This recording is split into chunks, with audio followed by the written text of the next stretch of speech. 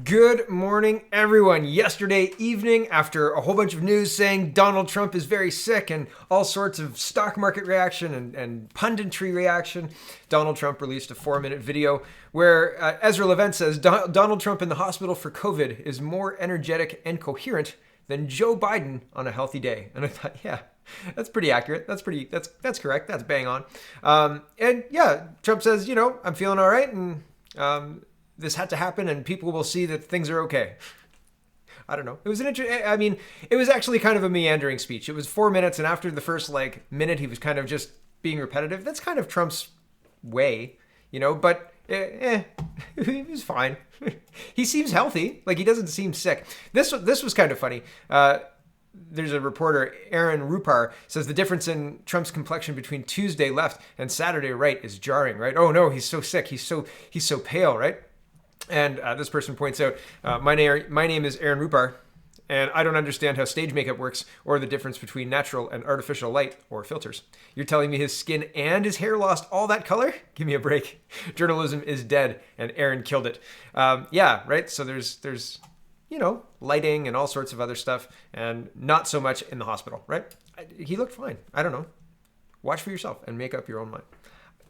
Here is Elizabeth May, and the reason I'm going to show this very brief clip of Lisa Raitt, who's no longer in politics, dragging a very drunk Elizabeth May off the stage is because Elizabeth May is no longer the leader of the Green Party. So farewell, Elizabeth May.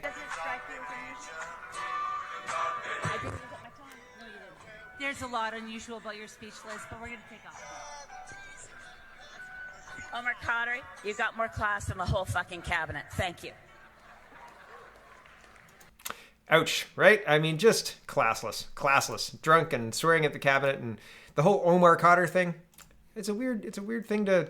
Anyway, here's the new leader of the Green Party. The Green Party has named Annamie. Excuse me if I've got that wrong. Annamie Paul as its new leader. She is the first permanent black leader of a major federal political party in Canada. That's a weird. She's the first permanent leader. Okay.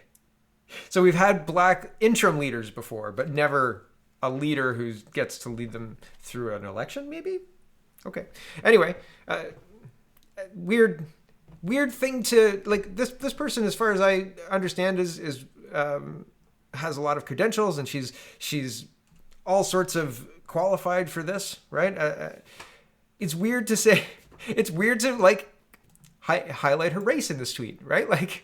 There are other things about her that maybe the CBC should be looking at, right? Even just opening up her Twitter. You see MPA, Princeton, LLB, Ottawa. I mean, I wish I knew what MPA and LLB mean, but from Princeton, that seems pretty impressive, right? Why are they leading with race? It's so divisive. It doesn't, right? Why not be exceptional, CBC, and tell us something about the new leader of the Green Party rather than focus on her race? Because I'd be interested to know, right? Which direction is she going to take the Green Party? I know that there was a battle within the Green Party saying we should go ultra left and appeal to the woke people, and other people saying we should stay conservative and appeal to the fiscal conservatives because there aren't very many fiscal conservatives. That's the old Green Party, not the new Green Party. But where is she going to go? Who knows? But, she's black. Thanks, CBC. Right? My goodness, right? That's where we're at in Canada. That's where we're at. Okay, moving on. Saskatchewan Party candidate resigns after apparent engagement with QAnon supporters online. It's interesting, right? Here, you can't even engage with QAnon supporters online. You can't pledge fealty, I guess, or they're going to kick you out of the Saskatchewan Party. Scott Moe. A2 Scott Moe. Daryl Cooper, the Saskatchewan Party candidate for Saskatoon Eastview, has resigned his nomination. The resignation comes after it was publicized Cooper had been engaging with members of the QAnon conspiracy group online and shared an unproven theory about the cause of pandemics on planet Earth. How dare you share an unproven theory? Unless it's about masking or vaccines. Okay, back to this.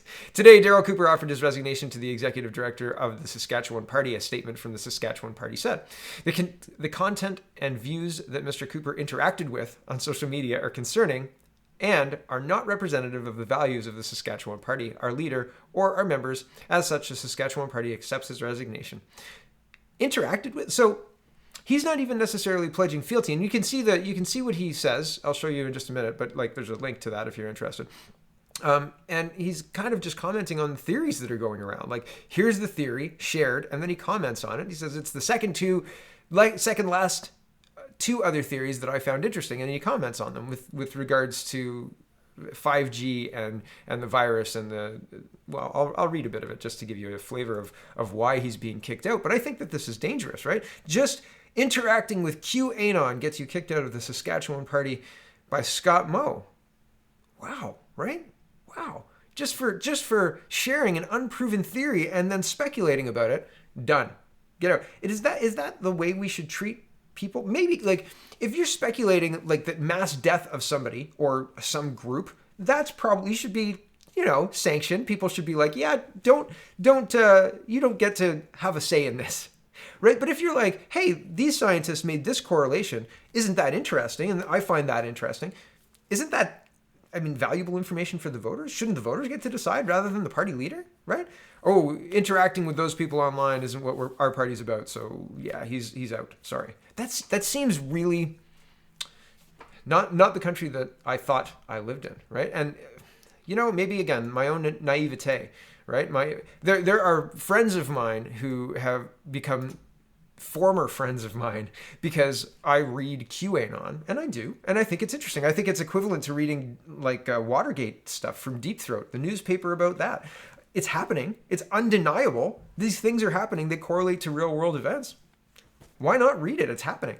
So this whole, how dare you associate with QAnon people? What constitutes QAnon people? Do you have to post at a Facebook group about it to make you a QAnon person? Do you have to speculate about 5G to make you a QAnon person? I don't know what constitutes a QAnon person, but I think it's very, very, very scary that any kind of social media whiff of entanglement with QAnon and boom, you're done.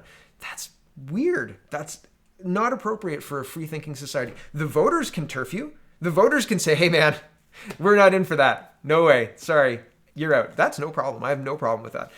And to a certain extent, I agree. Party leaders should have a say in who runs in their ridings, in their elections, and all that. But only to a certain extent. And especially if somebody says, well, something that the leader thinks is crazy, it may not be crazy. Maybe the leader is just uninformed, and the leader admits that he's uninformed. So maybe this is too long on this. Maybe I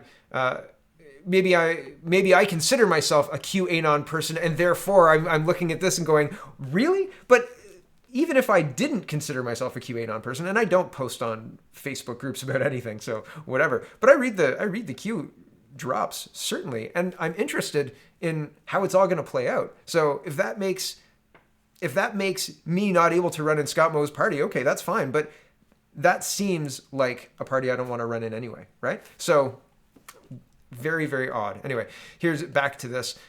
Today, Darryl Cooper offered his resignation, and we took it, right? The content and views that Mr. Cooper interacted with on social media are concerning and are not representative of the values of the Saskatchewan Party, so they accepted the resignation. Earlier today in Prince Albert, Saskatchewan Party leader Scott Moe said he became aware of the posts involving QAnon on Friday night. Cooper's candidacy page on the Saskatchewan Party website and his candidacy Twitter account and Facebook page have also been removed. This is concerning, I would say, that first and foremost, and I'll have more to say on this as we move through the day today, said Moe about the online activity and whose party is running for a fourth consecutive term in the upcoming October 26th election. This is something we're taking a very thorough look at. I'm not aware of this particular group. I know very little about the nature of the content that has been shared. Press Progress, a left-leaning online publication that builds itself as a counterbalance to corporate ownership in Canada, Canadian media, and the growing influence of right-wing think tanks, first reported on the interactions Friday evening, publishing 3 tweets in which Cooper interacted with QAnon supporters. And I'll show you the tweets in just a second. Yeah, they're here. So just to give you a taste. So he there's this, it says, the origin of COVID-19, it says, to say we live in unprecedented times is an understatement. Never in the history of the world has a pandemic shut down most of the world's economy. All levels of the government are working without a script, doing the best they can to keep people safe, and we should applaud their efforts. We should see where this leads us and learn from experience should we have another virus appear in the future. Much has been written on the source of the pandemic. Below are a few of the theories. 1, it was a biological weapon designed by China and unleashed on the world. I don't think so. 2, it started in China after someone ate a bat. I have trouble swallowing this one. It was brought to Wuhan by Europeans and Americans last summer during the World Military Games. Meh. It's a diabolical plan by the deep state to control population and instigate psychological control over the collective through fear. Who knows? I hope not. Number 5, virus escaped from a lab in Wuhan. Possible. Number 6, Wuhan was the first city in the world to be blanketed by 5G technology. Interesting. Sun, the 7, has short and long-term cycles of warming and cooling and galactic cosmic rays, GCRs, and electrically charged bacteria enter our atmosphere and find their way to Earth, causing pandemics during long-term global cooling periods called grand solar minimums. Now we're onto something. Okay, so as a voter, you should be able to make up your mind about that. As a party leader, I don't know, right? I don't know that I think that that's a huge deal. Anyway, those are the theories that he's sharing, and then he says it's the last 2 theories that I found interesting. With regards to 5G, author and human immune specialist Dr. Thomas Cowan explained in a 10-minute video that has been pulled off of YouTube, too bad because the man is really good. He asserts that every pandemic in the past 150 years can be traced to humans introducing new radioactive waves onto the planet. Radio in 1917, Spanish flu in 1918, satellites into orbit in 1967, Hong Kong flu 1968, and then of course 5G, right? So while I love to work and passion Dr. Cohen exhibits for human health, his concept does not explain pandemics prior to the 20th century. So he admits there's holes in the theory. He admits that maybe they're kind of crazy, I guess. But while he said, and it says that brings me to a theory that I'm surprised and frankly disappointed with the fact that the scientific community is not mentioned, and that is the study of astrobiology. I stumbled across this work published in June of 2017. The 3-page paper makes a strong case in blaming the sun or lack thereof for all pandemics. It is a quick read and easy to understand. Trust me, it makes sense. Even I caught on. It is a fascinating theory that I will expand on in my next post. And is he allowed or not allowed to have those theories? And if a group called QAnon believes those theories, and I've never heard anything about that. That is not QAnon as far as I know. So that has nothing to do, in fact, that has very little to do with QAnon. That cosmic ray theories? Sure, man. I mean, maybe, right? I have never seen that, but maybe. But he's free to believe that, isn't he? Isn't he? Isn't he free to have his own beliefs? Isn't he free to worship who he likes? Isn't he free to share that with who he likes? Aren't the voters free to make that choice? Scott Moe, get knowledgeable, and then look at Q drops, and then like correlate. What? Okay, moving on to authoritarian states and thin excuses to crack down on people. Blanchette is reporting CTV, confident Quebec police won't overuse new COVID-19 powers. They won't abuse new powers. No, not our police. As the Quebec government moves to grant police new powers to enforce COVID-19 measures in people's homes, Bloc Québécois leader Yves François Blanchette says he's confident it won't be abused. Speaking to reporters this week, Quebec Premier François Legault explained that Quebec police can now obtain telewarrants, which allow them to quickly gain permission to enter people's homes and enforce new lockdown orders. As of October 1st, people living in the red zones of Quebec, including Montreal and Quebec City, will face fines of up to $1,000 if they're caught gathering indoors with people from other households. There's no point in having a rule set if you're not giving yourself the tools to implement that rule, Blanchette, who has recovered from his own COVID-19 diagnosis, said during an interview with CTV Question Period host Evan Solomon airing Sunday. Yeah, but there's rules that you've got to abide by too, Mr. Blanchette. You can't just be like, listen, the rule is 5 people per bed. And now the police can enter your house to make sure you're following the rules. Why would we give ourselves the power to give the rule if we can't enforce it? Welcome the police after 11 p.m. every night to make sure you've got 5 in the bed. Like, no, you moron. Come on, seriously? Back to this. Like, there is an overstep. There's a point where you're overstepping, and you are overstepping, right? I was making a comparison to 5 in the bed, right? That's not a rule. I'm just making sure everybody understands. Okay, back to this. While some civil liberties advocates have raised concerns about how the new warrants will be used, Blanchette said he trusts law enforcement to use them appropriately. I do hope that they will be applied very, very mildly, and that the police officers will be very cautious about the way they use such a power, but I'm quite confident they will. Still, some advocates are raising the alarm about the new measure. Michael Bryant, executive director of the Canadian Civil Liberties Association, told Solomon during an interview for the Evan Solomon Show on Thursday that there is a strong likelihood that his group, or another like it, will challenge the constitutionality of any charges that arise from these telewarrants. Yes.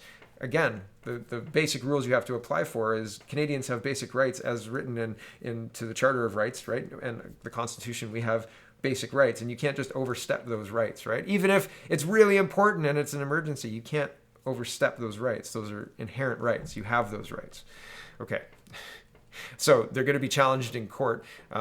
This is a funny turn. I wasn't going to read this part of the article, but I'm going to read this part of the article just to show you how they shoehorn this stuff everywhere. Okay? He cautioned that if history is any indicator, these telewarrants may also be disproportionately deployed against marginalized Canadians. Studies have proven over and over that Black, Indigenous, and people of color will too often be the targets of these telewarrants. And that's just been in our history in Canada, and racial profiling by telewarrant is a real threat, Bryant said. Is there a history of racial profiling by telewarrant? Please do share. Where are you getting these concerns from, Mr. Bryant? Blanchette warned that if telewarrants do end up disproportionately targeting marginalized groups, he won't be happy. Now, the conversation is no longer about is this constitutional or not constitutional? Can they violate everyone's rights? This is now about it won't be racist against marginalized groups.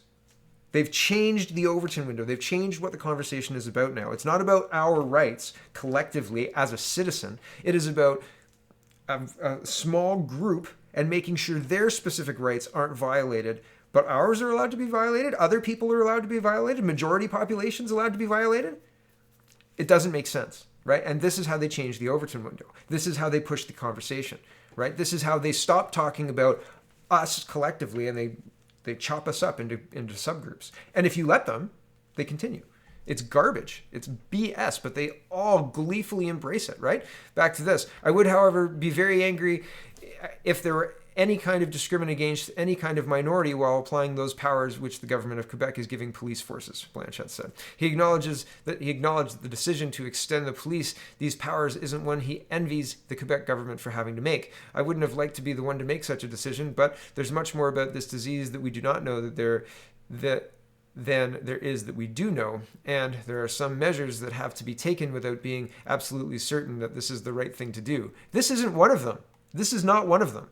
But something has to be done, and I'm absolutely certain that the government of Quebec and Mr. Legault are doing the best they can to fight this thing. Blanchette added that while the government of Quebec may make mistakes sometimes, it's in good faith. You can shove your good faith, right? I am not interested in good faith when you violate the basic laws and rules of the land just because you want to, I don't know, give police draconian powers? No thanks. Not even a little tiny bit. Speaking of police, there was a protest yesterday downtown Toronto. Maxime Bernier was there, and there was a bunch of people kicking off their campaigns. Baljit, Bawa, and Mr. Bernier. I think I said his name right. I'm sorry if I didn't. I'm pretty sure I did. And yeah, so they kicked off their campaign, and this was what Toronto looked like yesterday. And here's the facial recognition camera they rolled in to make sure that they caught everybody, right? Yep, that's the world we live in, right? You better not step out of line, citizen, or they're gonna show up at your door, right? Did you make a Facebook post that said something about QAnon? No? No, I really didn't. Had nothing to do with QAnon, actually.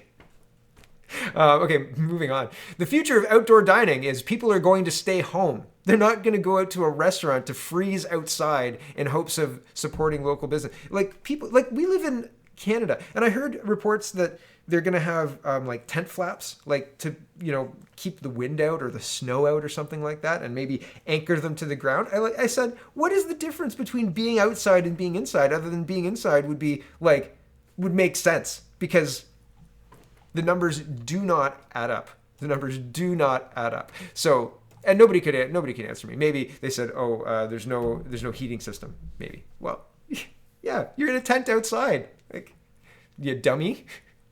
Go home. Go to the grocery store. And people playing ball with this. Like, I understand that you have to play ball with the government, but when the government starts making ridiculous rules based on zero science, it's up to all of these businesses to get together and say, if they fine us, we'll just put a class action lawsuit against them, because F them. You need to stand up, because otherwise you're going to be putting tents outside, and like, that is way more dangerous and way stupider. People are going to get sick anyway. Oh, we went and had dinner outside last night. Come on. Okay. Here's Channel 4 from 2010. Channel 4 is a British, well, they used to have 4 channels in England. BBC 1, BBC 2, Channel 3, and Channel 4. Oh, ITV and Channel 4, not Channel 3.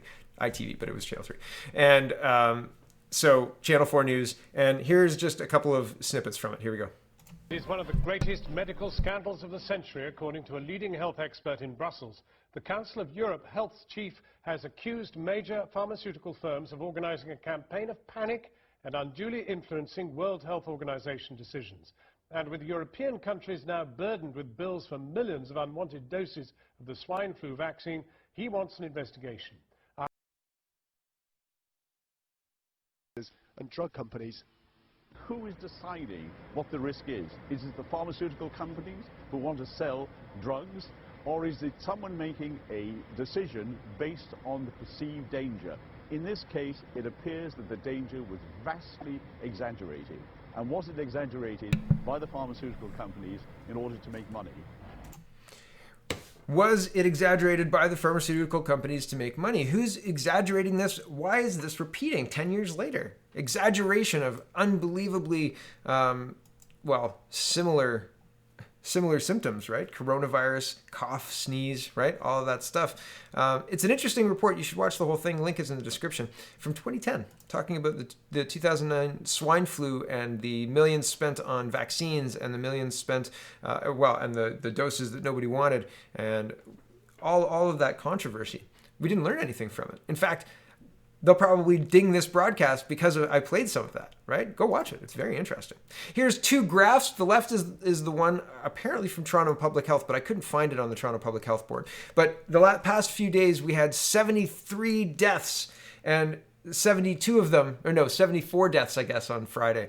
And 72 of them were like historical deaths through the like May to August era, right? They were data cleaning deaths that they wanted to lodge. And so this is what one chart looks like, right? Scary, second wave. Oh, look at all those deaths. And this is what the actual, right? That's when the deaths are attributed correctly across the dates when they actually passed on. Very, very interesting. Who's coordinating this fear? Who's coordinating this second wave, right? The second wave of cases, not second wave of death or hospitalizations or ICU numbers. I haven't seen any huge increases in ICU numbers. I haven't seen any huge increases in hospitalization capacity or even the numbers in Ontario going up all that much, right? I think it's still under 150 last I looked, so I'll have to check again today. Laurie Goldstein says, my colleague Anthony Fury has hilariously been accused of promoting internet conspiracies for his well-researched column. Read it for yourself, by a columnist for another paper who shall remain nameless. Apparently, said pundit went to the Patty Haydu School of Journalism. Ugh. Apparently, I did not go to the proper school to speak that last sentence. Okay, Toronto Sun. This is the article I was talking about, where Toronto Public Health, when they reported the 700 and whatever, the record-breaking case numbers on Friday, over 700, it wasn't actually record-breaking because here's what they actually found. But instead of getting a straight answer, we were told to follow up directly with Toronto Public Health. That's odd. Why would the province not give it to us directly and right away? Did they not even know themselves? Anyway, we followed up with Toronto Public Health, and here's what we finally learned, courtesy of a statement to media from Dr. Vinita Dubey, Toronto's Associate Medical Officer of Health, to clarify 73 confirmed COVID-19 cases included in the provincial numbers are the result of data cleaning and do not represent new cases reported since yesterday. The 73 cases entered are from March to mid-July and are a part of our ongoing quality assurance work to ensure data accuracy and transparency. Some transparency. You'd think the media and public would have been told about this immediately. Yeah, and instead of putting charts out that say, all those deaths happened today. So, and it's funny as well, notable that Mr. Fury was accused of propagating conspiracy theories for checking with Toronto Public Health and getting the right numbers and reporting that to people, right? What a world we live in. Here's Doug Ford. And he says, I will do whatever it takes to protect every single person in this province, but we will need everyone pulling in the same direction. Please join me in following the 3 golden rules: physical distancing, wash your hands, wear a mask. Mask wearing and physical distancing has zero basis in science. I haven't seen any science that actually says that these things actually work to reduce the spread of respiratory virus. In fact, I've seen the opposite. Here's another one from Doug Ford. Effective immediately. Face coverings are mandatory in all public indoor settings across Ontario. Everyone must follow the public health guidelines if we're going to stop the spread and contain the second wave. Bull. Masks don't work to stop any kind of spread whatsoever, especially in places where there is no illness. If you're in like the Kawarthas or somewhere where there is no virus and hasn't been virus, then wearing masks is just harmful. It makes zero sense. You are not gaining anything. Healthy people don't spread virus. And all of the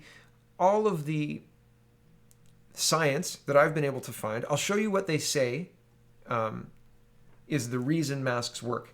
And then I'll show you why I think they don't. Okay, first, here is, somebody please explain to me how when masks became mandatory in Niagara on July 30th, our numbers started climbing. How does forcing them as a provincial edict make sense? And first, as well, I want to mention, these mask bylaws, they have mandatory exemptions. Like, they're not allowed to be put out there without exemptions. And they can't ask you to produce proof of your exemption. So, it's unenforceable, okay? They cannot enforce this. It's impossible. The only way they can enforce it is through public pressure and people putting pressure on people who don't wear masks. That's it, right? Businesses have to serve you or give you a reasonable alternative, and they cannot demand you give them proof of your exemption, period. And that includes schools. It does. Call your principal, say my child is exempt. Here are the exemptions for public health. This one applies. Deal with it. For real. It's as easy as that. And it may be an uncomfortable conversation, and they will tell you that they can't, and you will insist that they can, and they will. Promise. Anyway, but the face masks don't work. So here is Niagara increasing. Here's a Wall Street Journal article, and this Wall Street Journal article is from August 13th. It says, face masks are emerging as one of the most powerful weapons to fight the new coronavirus, with growing evidence that facial coverings help prevent transmission, even if an infected wearer is in close contact with others. Robert Redfield, director of the Center for Disease Control and Prevention, said he believes the pandemic could be brought under control in the next 4 to 8 weeks if we could just get everybody to wear a mask right now. His comments made in mid-July with the Journal of the American Medical Association followed an editorial he and others wrote there emphasizing ample evidence of asymptomatic spread and highlighting new studies that showing how masks help reduce transmission. And it's not true. We've had masking in Guelph since July 12th, in Niagara region since July 30th. And guess what? The virus has not been brought under control. It's been such a wild success that masking is now province-wide for some reason with zero efficacy. It doesn't work. It hasn't brought the virus under control. We're seeing a spike in cases. Here's the University of California in San Francisco. It says, still confused about masks. Here's the science behind how face masks prevent coronavirus. The strongest evidence in favor of masks come from studies of real-world scenarios. The most important things here are the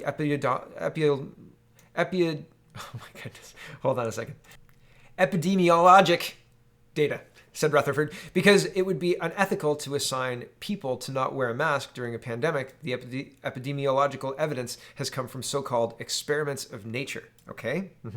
A recent study published in Health Affairs, for example, compared the COVID-19 growth rate before and after mask mandates in 15 states and the District of Columbia. It found that mask mandates led to a slowdown in daily COVID-19 growth rate, which became more apparent over time. Oh, really? The first 5 days after a mandate, the daily growth rate slowed by 0.9 percentage points compared to the 5 days prior to the mandate. At 3 weeks, the daily growth rate had slowed by 2 percentage points. This is not a scientific study studying masks. This is looking at correlation of a reduction during a time that cold viruses normally reduce naturally. Okay. And here's another one. Another study looked at coronavirus deaths across 198 countries and found that those with cultural norms or government policies favoring mask wearing had lower death rates. In one case, here's another one. In one case, a man flew from China to Toronto and subsequently tested positive for COVID-19. He had a dry cough and wore a mask on the flight, and all 25 people closest to him on the flight tested negative for COVID-19. Did anybody test positive for COVID-19 on that flight other than him? If anybody else did, your study is garbage. In another case in late May, 2 hairstylists in Missouri had close contact with 140 clients while sick with COVID-19. Everyone wore a mask and none of the clients tested positive. These are not scientific studies looking at mask efficacy. Here is a whole page I've created collecting a whole bunch of stuff talking about masks and if masks work and citing scientific studies about masks as well as other union and other decisions, right? Here's a union, says Ontario nurses can't be forced to wear masks in flu season. This is from 2015. And there's other data. This is a whole thread on forced masking. This is somebody else's science. The science is conclusive. Masks and respirators do not prevent the transmission of viruses. This is a whole sourced page as well. This one's probably better than mine. Mine I just put together for my own personal uses in Twitter wars, so feel free to use it. But there are other people collecting these kind of articles saying this is absurd. This is absurd what we're doing. This is absurd. Masks hurt healthy people. They don't help. I know I'm a little long today. I'm going to keep going. Brian Lilly, he says, so Justin Trudeau, Doug Ford, and John Tory all had new rules on Friday. They are all contradictory, but all claim to be based on science. Read and retweet if you're fed up with politicians changing the rules and not showing the data to back it up. Yeah, I'm sick of that. It says, is it any wonder the public is confused by the competing messaging coming from various levels of government? The province on Friday announced new restrictions on restaurants and fitness clubs. Toronto's medical officer asked the province to close all restaurants and tell people not to leave their homes except for essential trips, and the feds opened the border.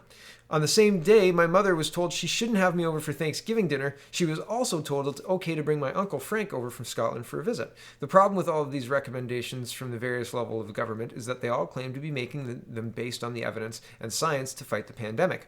None of them are showing their work, though. Do you remember in school when we were told by math and science teachers that we had to show our work to get full marks? I think the politicians and political doctors that are advising them should do the same. I'm serious. No more announcements of further public health measures or the relaxation of public health measures without some revelation of the science behind the decision. Saying we think or we know shouldn't be acceptable to the public any longer. Take a look at what people were subject to as advice on Friday alone. Toronto's medical officer, Dr. Eileen Davila, released a statement recommending the aforementioned restaurant closures and also that people only leave their homes for essential activities. Essential activities is pretty limited. It's an effective return to a full lockdown. It includes going to work or school, doctor's appointments, buying food, and getting exercise. The Ford government announced new restaurant restrictions, but did not close them yet, while also saying we should stop the idea of social circles and advising all Ontarians allow close contact with only people living in their own household. Meanwhile, the feds said we can have relatives or loved ones across the border even if they aren't Canadian citizens or permanent residents. This includes those in exclusive dating relationships of at least 1 year and their dependent children, as well as adult children, grandchildren, siblings, and grandparents. Oh, and foreign students can come in as well as foreign nationals who have compassionate grounds such as life-threatening illness like COVID-19. So to sum up, if we listen to all the advice, don't leave your home, but maybe go to a restaurant, but only with those in your household, and on the way back, swing by the airport and pick up Grandma from her 6-hour flight to Canada. Don't worry, folks, it's all based on science, all designed to keep you safe, and it won't last long. I don't want to hear another overpaid ivory tower, job-for-life bureaucrat or politician tell me what the new rules are for all of us to live by unless they explain the rationale in detail. And I especially don't want to hear why millions of people should be put out of work again while they keep collecting their salaries. We were told back in March that the new rules were to flatten the curve and make sure that hospital systems weren't overwhelmed. People stepped up and did their part and did the rules and the rules parts and the rules as well as the reasons for those rules have changed. Now it appears to be all about the case counts. Public has been patient and most of us have been compliant without those calling the shots being open and upfront with us. Don't expect that to continue. And I fully agree. I fully agree. Like there is absolutely no reason to comply with these orders based on the numbers, based on the misinformation being pushed by public health, Toronto Public Health, and multiple levels of government. The spending is out of control. The tyranny is out of control, and it's time to speak up. Here's one last little story before we go, and I know I'm a little long today, a lot long today. But Alex Pearson says, day 6, still no test results for child. Friday, Toronto Health didn't even have a profile in the system for him. With or without results, he's going to school Monday because it's clear the testing system is in chaos. Yeah. I don't think that's going to get better. And I don't think that the ability to, the schools can't demand a clear test to go back. They can say they want a test, but your health information is private to you, right? And you can say, oh, well, schools are allowed to mandate vaccines and allowed to stop kids from coming if they're not vaccinated. Yeah, but there's no vaccine for COVID-19. And if you don't get tested, who's to say the kid had COVID-19? Send your kid back to school and tell the school tell the school whatever you want. They can't ask anybody for anything. So just be aware. Be aware of your rights. Be aware of your children's rights. And stop playing their petty little games, because this is costing us money. This chaotic testing system, these edicts from on high that have absolutely no basis in reality, like wear your masks, they don't help. There's no science to back it up saying they do help. The science that backs it up says when you wear a mask, the case numbers go down, the growth of the virus slows. Well, that's clearly not the case currently, is it? Right? We've got lots of cases, not so many deaths. The deadliness of the virus seems to be disappearing, but the case numbers are very high. So, what are you going to do? Hide in your house? Obey all the government rules without any kind of explanation as to why no deaths, right? As to why aren't they responding to the fact that no deaths, no hospitalizations, or low hospitalizations, low ICU numbers, low deaths, right? Not no, but low. People die. It's unfortunate, but true, right? And I'm just sick of the tyranny and sick of the playing the game that maybe there's a reason for this. There was maybe a reason for this 3-4 months ago when we didn't have all the information. We've got a lot of information right now. It's really clear to anybody who wants to look at it, right? Like the charts are very clear, and I don't know where they are at this point in time. One here? Yeah. The charts are very clear, right? The Ontario charts, it's very clear. Like there's no second wave. Recommending no Thanksgiving is irresponsible. Recommending masks mandatory, recommending closing down everything, et cetera, recommending all of these things. It doesn't have any basis in science that I can find. And if I'm wrong, I'll gladly report about it tomorrow or the next day when I find out. But as far as I can tell, from everything that I've read, the science behind mask working is basically the cases went down in places where they had masks. And it's bullshit. So call it out. Get together with your other restaurateur friends and call it out and do something about it, because otherwise we're gonna sleepwalk into a place where restaurants don't exist anymore, right? We'll have to go to the United States or import a big box restaurant from the United States because Canadian restaurants will not be able to exist, right? 6 months of winter, guys. What are you gonna do? Oh, put a tent outside. Sure, great idea, genius. The virus doesn't like tents, eh? Okay, sure. Thanks for watching, everybody. Check out CanadaPoly.com. Check out CanadaReport.co. Check out SpeakingMoistly.co. And have a wonderful, wonderful